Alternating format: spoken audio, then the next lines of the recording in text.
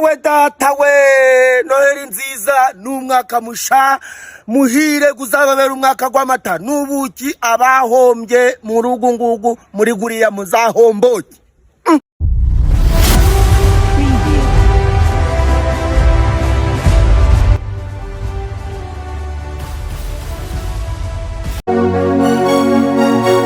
Nambaraga ikote ryanje ry'umukara na karuvate yanje, iby'ishati byo ntaho mbibagamo. Si ibyo gusa kandi nkubitagamo ingofero yanje, ariko ntwikaga cyane iyo nashizemo n'agamarinete ganje. Fora ndinde Ni Nsabi si nuramukurebye ifoto ukareba n'iyi ngiyi udasanzwe umufiteho amakuru, byagugora cyane kwimagina ko uyu ari umuntu umwe, kuko basa n'abatandukanye cyane byihabya. Yitwa Dogiteri Nsabi, gusa ababyeyi be bamwise Nsabimana Eric.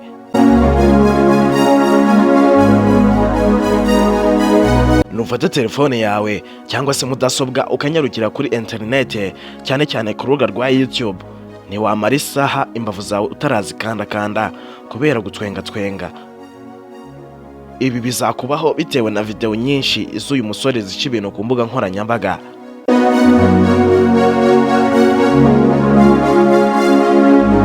Mbese watewe indobo n'uwo wakundaga, cyangwa se business yawe yahombye?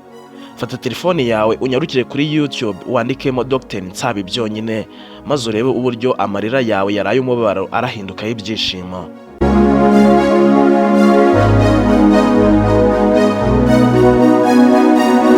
Uramutse urebye video y'uyu munyarwenya byibuze umunota umwe gusa, ntarabona iryinyo ryawe, ndamya nashidikanya ko kwaba ari ukwihagararaho. Ariko uramutse ugize utya ukihagararaho muri uwo munota, bakakongeza andi masegonda nka 20, waba waturaguritse. Hello guys, this is Babes Kigali. This is Babes Kigali. This is Kigali for the Babes. Ariko se Dogiteri Nsabi waranzwe n'udukoryo dutandukanye turimo nko gukoresha ikirimi cy'Imusanze cyatumye yigwizaho ibihumbi bitabarika by'abafana, cyangwa se abamukurikira ku mbuga nkoranyambaga zitandukanye, kuba afite umwambaro w'umwihariko adahuraho n'abandi bantu, kuba kandi atifuza kugira umukunzi. Ni muntu ki? Nidusikane uri kumwe nanjye Obedi Rugwiro, uhawe ikaze. Reka tuve hasi ndavuga imuzi, tugere ku musozo ndavuga imuzingo, tukugezaho byinshi utaruzi kuri Nsabimana Eric wahindutse Dogiteri Nsabi. Mbese yari muntu ki, ubu ngubu uri muntu ki? Ibyo nibyo tugiye kukugezaho muri iki kiganiro ku buryo burambuye.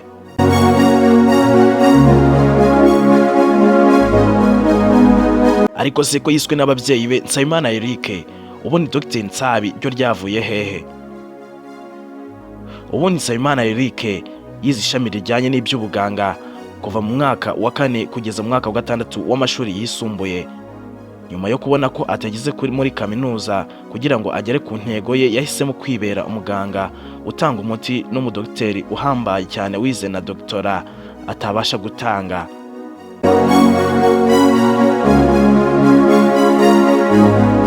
Umuti yahisemo gutanga ni umuti w'ibyishimo, afasha abantu benshi abongera iminsi yo kurama.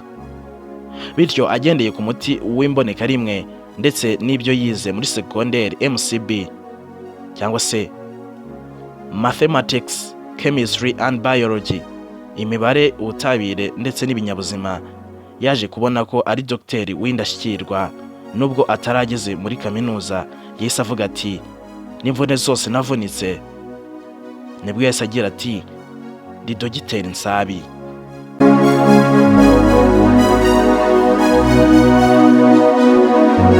Reka ducengere ndani tukubwira ibyaranze Dogiteri Nsabi, tunacengera mu buzima bwe muri rusange.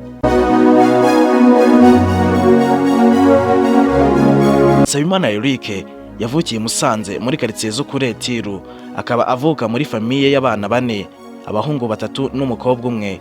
Umukobwa kandi akaba ari we mfura, naho Dogiteri Nsabi cyangwa se Nsabimana Eric agakurikiraho, bivuze ko ari umwana wa kabiri.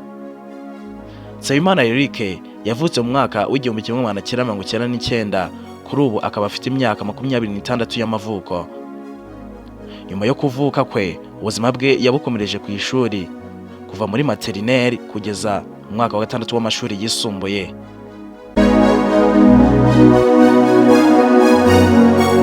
Nsabimana Eric cyangwa se Dr Nsabi yaje gusoza amashuri ye mu mwaka wa 2019, ariko se yinjiye mu bijyanye n'imyidagaduro by'umwihariko mu gukina filime ate.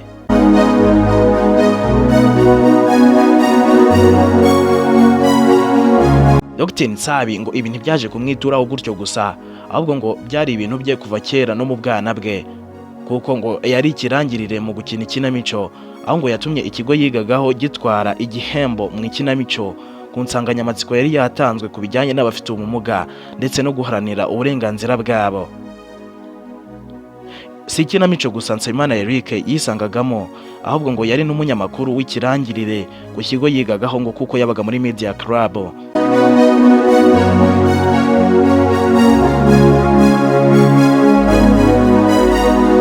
Si ku ishuri gusa impano yagaragariraga, ahubwo ngo impano ye agaragariraga no mu rugo, ngo kuko yasetsaga mama we ndetse agasetsa n'abavandimwe be. Nsabimana Eric wiyise bidasubirwaho Dr Nsabi ngo yavukiye mu muryango ukunda umurimo, aho ngo mama we yateraga amarangi mu gihe papa we yari umufundi.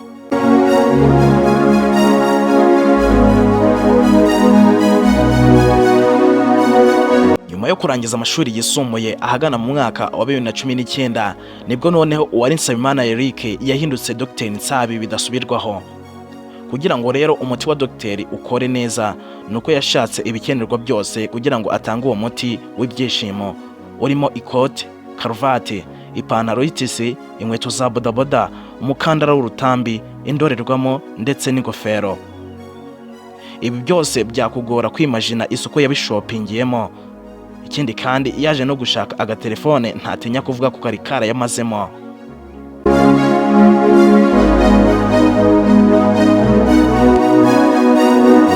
Kugira ngo kandi Dr Nsabi abinoze neza, yaje kongeramo ikirimi cy'Imusanze abanyakigali bakunda ndetse bagaseka cyane umuntu bumvise akivuze, aho ushobora kubuganira n'abanyakigali wowe uvi Musanze mu cyaro, maze bakumva uburyo uvuze ukumva bose baturikiye rimwe bagaseka, wowe kwibaza impamvu basetse, naho kumbe barangije kugucishamo ijisho ku bijyanye n'icyo kirimi.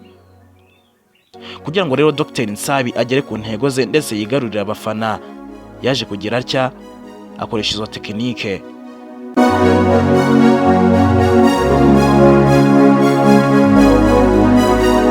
Dr Nsabi yarakoze cyane, gusa akabona bitari gucamo muri Dr Nsabi comedy.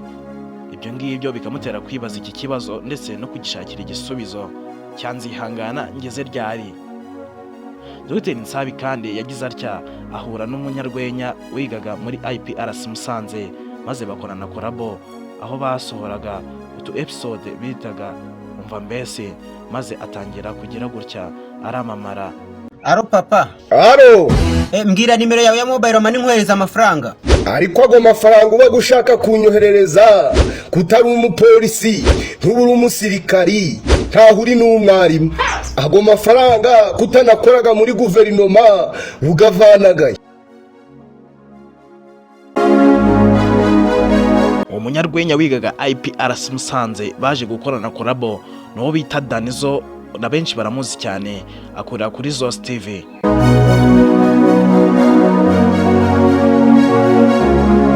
Muri icyo gihe nubwo Dr Nsabi yakoraga ibyo kandi ababyeyi be bumvaga ko nta kintu kizavamo, aho ngo mama we yamushishikarizaga cyane kujya mu gisirikare cyangwa se igipolisi, ariko Dr Nsabi akumva ibyo bintu bitamurimo.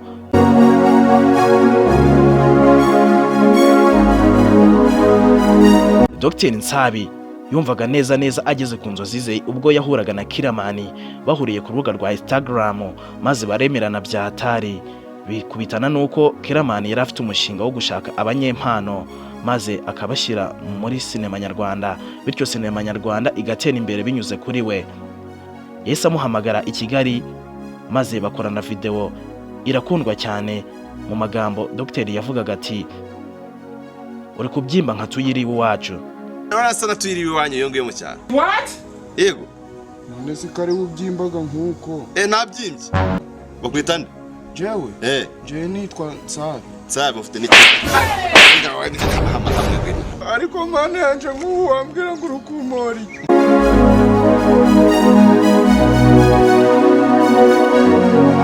Kiramani amaze kubona neza ko iyi mpano itangaje yagize atya amushyira muri komedi zica kuri Big Mind Empire ndetse bakorana na seri yitwa My Heart. Kuri ubu yigaruriye abafana ndetse ikaba ifite abayikurikira batari bakeya. Guhera ubwo nyuma y'uko Dr Nsabi ahuye na Kiramani yahise ahinduka umusitari, bityo kuri ubu akaba avuga ko sinema imaze kumuhindura ubuzima kandi imaze kumugeza kuri byinshi. Akaba avuga ati mu minsi iri imbere ndamutse nkomereje ku murongo ndimo byazatuma ngira abo ntunga ndetse nanjye nkitunga ubwanjye. Ariko se ku kijyanye n'urukundo kuri Dr Nsabi byifashe bite? Ubundi ngo Dr Nsabi kuri ubu nta mukunzi afite, ngo bitewe nuko yifuza kuzajya mu rukundo agiye kubaka umuryango, ngo kuko yubaye igitsina gore cyane ntabwo yifuza kuzagira umuntu w'igitsina gore atesha umutwe. Na niyo mpamvu yisemo kuvuga ati jewe Dr Nsabi nzaje mu bintu by'urukundo ari uko ngiye kubaka umuryango wanje.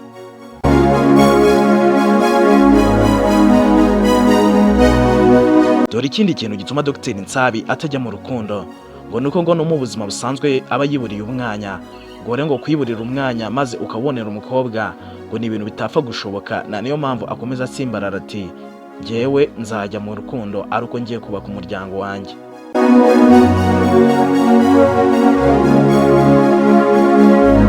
Ngo nubwo Dr Nsabi yavukiye kuri Etiru, ubu ngubu ntabwo ari hakiba, ahubwo we ngo yibera mu mujyi wa Musanze ahazwi nko Mwibereshyi.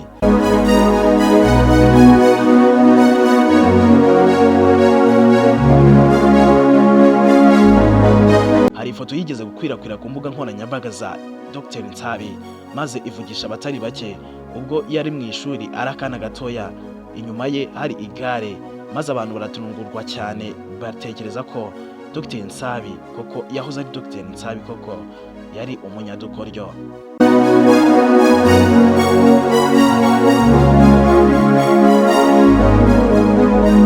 Nubwo Dr Nsabi yagiye mu bya filime ariyo mpano ye, gusa ngo afite n'izindi mpano zirimo gushushanya ndetse no kuririmba, dore ko ibyo kuririmba byo yanabitangiye nyuma y'uko hasohotse agace ari muri studio. Bivugwa ko yenda gusohora indirimbo ndetse hakagaragara indi ndirimbo ari kumwe na Niwe Bosco bicaye ku gitanda. Yirirwa mbaza aho wagiye kandi warasize ufashe irembo, uziko na mama yakwishe imikenyero. Wibuke yirwa maze ashyuha gusa nibagirwa baho wa mbere. Ukira kwawe yakwibagije gukinga, wenda wahirwa n'ubuzima ariko nta tuzoya utagira.